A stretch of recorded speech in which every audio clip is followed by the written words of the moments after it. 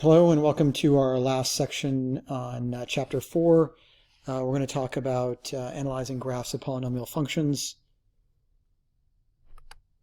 All right, so these a lot of stuff to learn here. So you want to know the difference between zeros, roots, factors, solutions, and x-intercepts. And of course, we've discussed this before, but we want to reinforce it today again. We want to talk about turning points and local and absolute maximums and minimums. We want to talk about x-intercepts in graphing polynomial cubic functions. We want to talk about the location principle, and we want to identify even and odd functions. And depending on what year this is, you may or may not be required to understand this as part of Algebra 2. This is different than even and odd degree functions, as we discussed previously. All right, so back to our discussion about zeros, solutions, factors, and x-intercepts. I've got factors, zeros, and solutions, and x-intercepts. So I have x squared minus x minus 6. I'm going to factor that. So factors of a polynomial are other polynomials which, when multiplied together, produce the given polynomial. So linear factors we've talked about take the form x minus k. Generally, we consider linear factors as the factor for a polynomial. However, that doesn't necessarily have to be the case.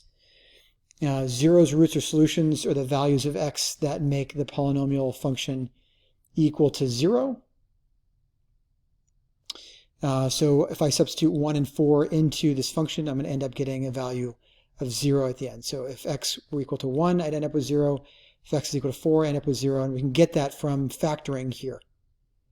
We can also use direct substitution to evaluate that. X-intercepts the coordinates where the graph of the polynomial function crosses the x-axis. So these two x-intercepts, 1, 0, and 4, 0, are the x-intercepts. And so let's take a look at this in a different problem. Okay, actually, we're going to provide that value in the same problem. So x squared minus x minus 6 factors x minus 3 and x plus 2. Zeros are x is equals to negative 2 and 3, and intercepts negative 2, 0, and 3, 0. So let's try another one. So I have a quadratic x squared minus 7x plus 10. You want to factor this, find the zeros and solutions, and then the x-intercepts. So let's see if you can do that. So please pause here on your own. I am going to give you the answers and give you a classwork set. All right, so here are the answers. X minus 5, x minus 2 are the factors, zeros, and solutions. X is equal to 2 and 5, and the x-intercepts 2 and 5.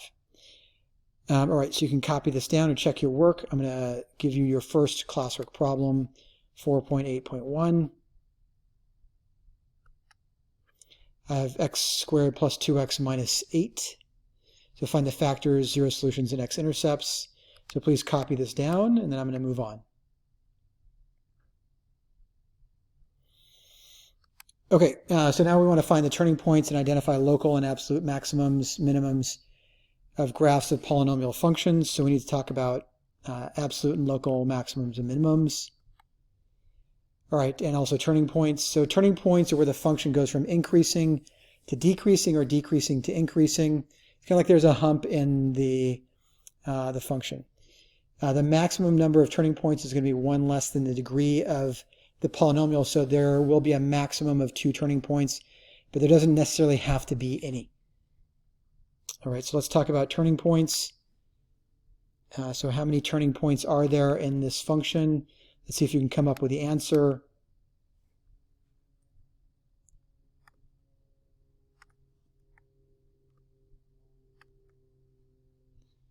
All right, so I have a turning point here, 1 and 2. So I have a turning point at 2, so I have 1 turning point.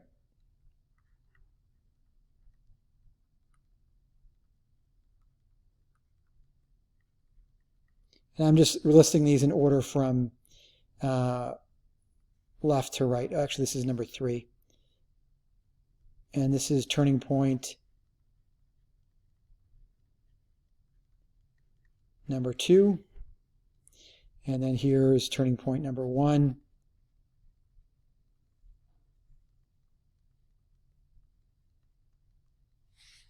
Right, so it goes from decreasing to increasing, then increasing to decreasing, then decreasing to increasing. So at every hump, so to speak, I have a turning point. Right, so I have a quartic, and I have 3 turning points. This is the maximum number of turning points that I'll have. Let's go back and talk about our quartic and cubic functions. So an odd function or degree, odd degree is either up, down, or down, up. Even degree function is either up, up, or down, down. And you have to caution because odd and even functions are different than odd degree functions. I should say odd degree function and even degree function, because we're going to talk about odd and even functions.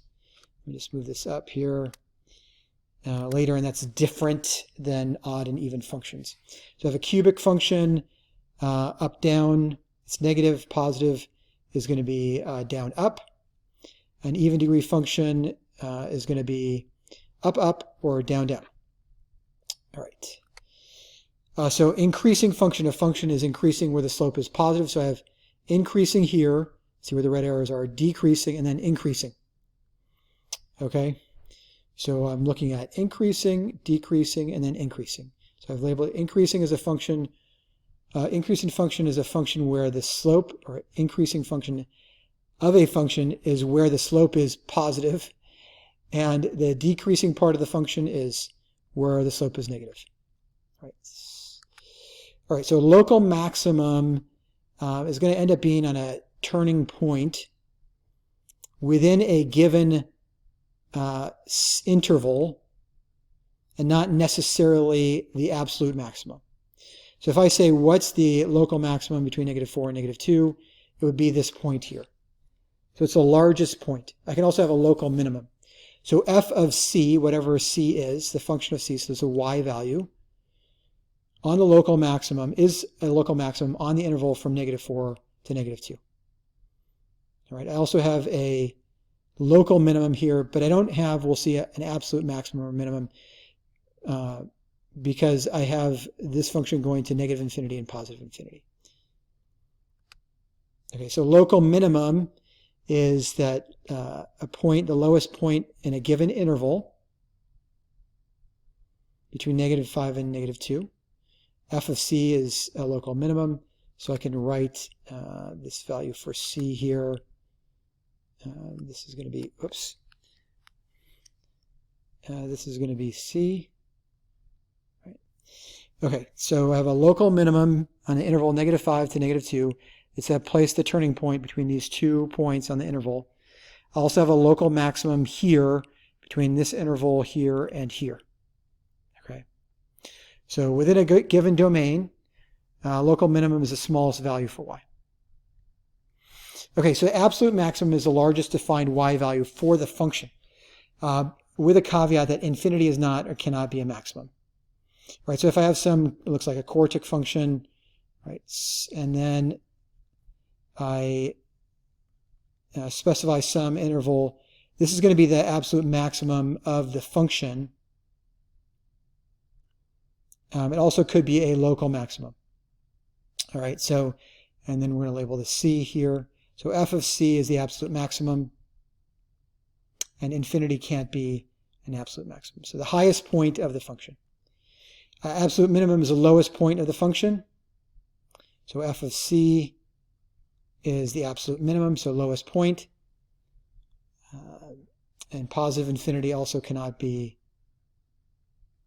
a minimum. Okay, all right, we should say, excuse me, that's correct. So negative infinity can't be a local minimum. So we're talking about minimums. All right, so our goal is to find the local minimum, local maximum, if there are any absolute minimum or maximum. Define the intervals where the graph is increasing and decreasing. So let's see if you can do that here. I'm going to give you the answers, so make an attempt, and we'll go through this. So please pause here. Okay, so we have a local minimum here at -1, 1, so I have a turning point, and then another turning point here, a local minimum at 3, 0. My maximum, local maximum, is going to be 1, 2, this point. So I can circle this in red here, and then blue here. Absolute minimum is going to be 3, 0. The function is increasing from -1 to 1 here, and then from 3 to infinity. It's decreasing from -infinity to -1, and then again from 1 to 3. All right, and this is an interval notation. So that's the answer to that question. So take a look at this if you want to discuss it further. Let's talk about this more in class. This brings us to a classwork problem 4.8.2. So I'm going to give you the classwork problem. Please pause to copy it down. Find the local minimum, local maximum, absolute minimum or maximum as, or if possible, define the intervals where the graph is increasing and decreasing. Okay, so please copy this down, and I am going to move on to our next topic. All right, so we want to use x-intercepts to graph the polynomial or cubic functions. So let's talk about x-intercepts. All right, so we talked about cubic functions either being for positive cubic down up or for negative up down. So we've discussed this. I have up to 2 turning points, but we could have none. There has to be at least one x-intercept, but we could have up to 3 here. Okay, depending on the number of turning points and how the graph is situated. All right. So the next thing we need to talk about is double roots. So double roots of a polynomial. A root is a double root when there is a linear factor that repeats itself. So here's a linear factor that repeats itself, x minus 6 and x minus 6. I have 2 linear factors that are x minus 6. And for a double root of 6, then the graph is going to touch the x-axis and then bounce off. So double roots bounce back in the opposite direction at the x-intercepts. They don't go through the x-axis. Single roots are going to go through the x-intercept. And so x minus 3 here, x is equal to minus 3 is a single root from above. So the value of x that makes this equal to 0. All right, so double roots bounce off, touch the x-axis at the x-intercept. Single root's going to go right on through. Okay. All right, so I have some function here. I need for you to identify the x-intercepts, plot them as points, classify them as single, double, or triple roots. So this would be a double root here because I have x minus 2 times x minus 2. Identify the type of cubic, minus or plus, and how it would look. Identify the y-intercept. We're going to find the y-intercept by setting x equal to 0, and then we're going to sketch the graph. Oops. Okay, so let's see if you can do this on your own. I'm going to give you the answers. Please sketch the graph also. So here are the answers.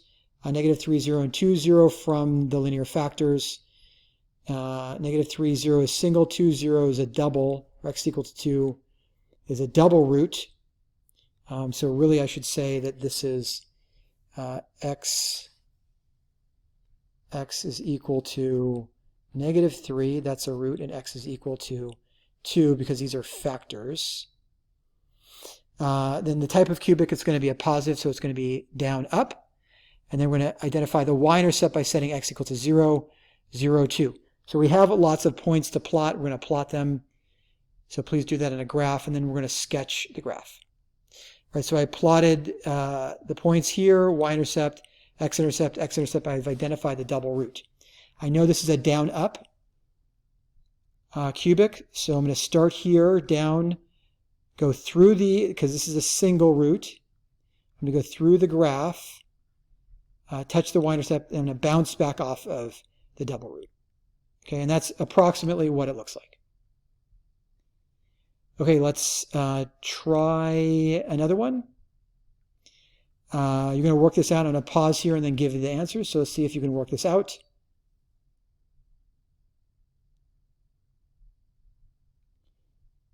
All right, so we have the two x-intercepts, negative 1, 0, and 4, 0 from the graph. X minus 4, x equal to 4 is a double root. This should be double root. So x equal to negative 1 is a single root. X is equal to 4 is a double root. Type of cubic is positive x cubed, so it's going to be down up. Then I'm going to find the y-intercept by setting x equal to 0. It's equal to 8. So 1/2 of 1 times 4 squared, 1/2 of 16 is equal to 8. Let's sketch a graph. So let's see if you can do that. Plot the points first. The x-intercepts, identify them as single or double roots. Find the y-intercept, and then let's graph. So you should get something like this. I have a single root here at -1. I have a double root here at x is equal to 4. All right, that brings us to your first classwork problem, which I'm going to give to you in the next part of this discussion.